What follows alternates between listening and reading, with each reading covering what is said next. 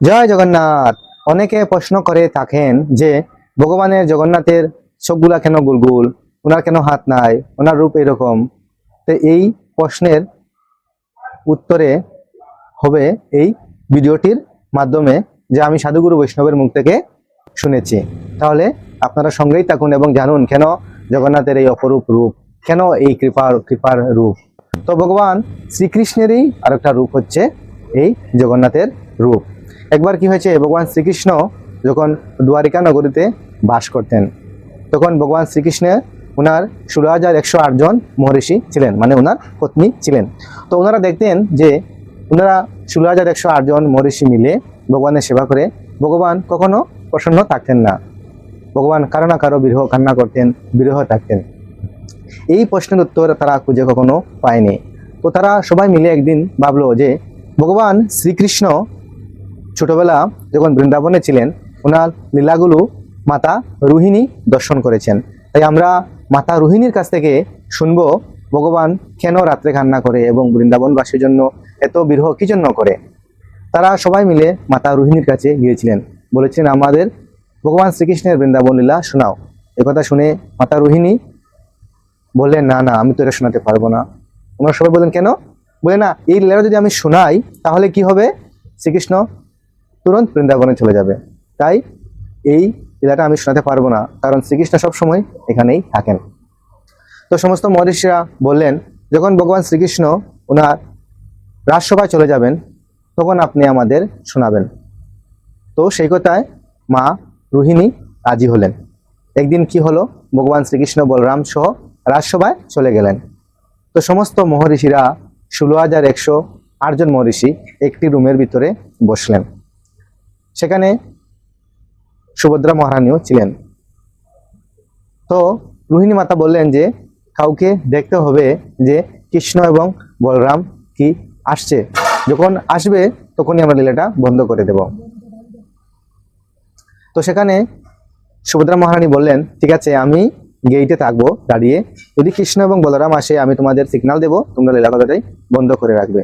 তো মা রোহিণী ভগবান শ্রীকৃষ্ণের বৃন্দাবন লীলা বলতে লাগলেন। আর লীলা পুরুষোত্তম ভগবান তিনি অত্র তত্র সর্বত্র বিরাজমান। উনি সুধর্মা সভা থেকে, ওনার রাজসভা থেকে শুনতে পেলেন যে উনার বিষয়ে বৃন্দাবন লীলা মাতা রোহিণী শোনাচ্ছেন। উনি তাড়াতাড়ি করে কৃষ্ণ আর বলরাম চলে আসলেন। এসে দেখলেন লীলা শুনতে শুনতে সবাই কান্না করছে এবং সুভদ্রা মহারানী দুই পাশে এরকম হাত দিয়ে দাঁড়িয়ে আছে। কৃষ্ণ এবং বলরাম যে পিছনে এসেছে সেটা আর সুভদ্রা মহারানী বলতে পারেন না। সেই লীলা কথা কৃষ্ণ এবং বলরামও দুই পাশ দিয়ে শুনতে লাগলেন। তো ওনার লীলা কথা শুনতে ওনার হাত পাগুলো একদম এরকম ভিতরে চলে গেছে, চোখগুলা বের হয়ে গুলগুল হয়ে গেছে, লাল হয়ে গেছে, গুলগুল বড় হয়ে গেছে। যেরকম কৃষ্ণর হয়েছে সেরকম বলরামও হয়েছে, সেরকম সুভদ্রা মহারানী হয়েছে। তারা কেউ কোনো কিছু বলতে পারে না, শুধু লীলাই শ্রবণ করতেছে আর আশ্চর্যজনক তার রূপের প্রকাশ পাচ্ছে সেই লীলাগুলা শুনে। সেদিন কি হচ্ছে, আকাশ মার্গে নারদ মুনি যাচ্ছেন। তো নারদ মুনি যাচ্ছেন, তো দেখলেন যে ভগবান শ্রীকৃষ্ণের লীলা নিচে চলছে এবং ভগবান শ্রীকৃষ্ণের এই অপরূপ রূপ এই জগতে কেউ কখনো দেখিনি। নারদ মুনি দেখে তো একদম মানে বিমর্ষিত হয়ে পড়লেন যে এই কি রূপ, এটা যদি জগৎবাসী না দর্শন করে তাহলে জগৎবাসী অনেক কিছু থেকে বঞ্চিত হয়ে যাবে। তো নারদ মুনি যখন নিচে আসলেন, আসতেই নারায়ণ নারায়ণ বলতেই ভগবান শ্রীকৃষ্ণ, বলরাম এবং সুভদ্রার মানে সে যে মূর্ছা, অষ্টসাত্ত্বিক বিকার, সেগুলো চলে গেল।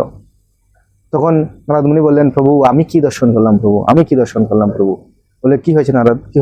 প্রভু আপনি আর বলবেন না, আপনার কি অপরূপ দর্শন, এই রূপ প্রভু আপনি আমাকে বর দিন, এই রূপ আপনি জগৎবাসীকে দর্শন দিবেন। তখন ভগবান শ্রীকৃষ্ণ বলেন, ঠিক আছে, আমি এই রূপেই এই পৃথিবীতে আবির্ভূত হব এবং এই রূপ আমার জগৎবাসী দর্শন করতে পারবে, বিশেষ করে কলিযুগের মানুষরা। এই যে ভগবানের যে চোখ গুলগুল, হাত পা ভিতরে চলে গেছে, হ্যাঁ, তো এটা ভগবান ওনার নিজের লীলা শুনেই উনি বিমর্ষিত হয়ে গেছিলেন।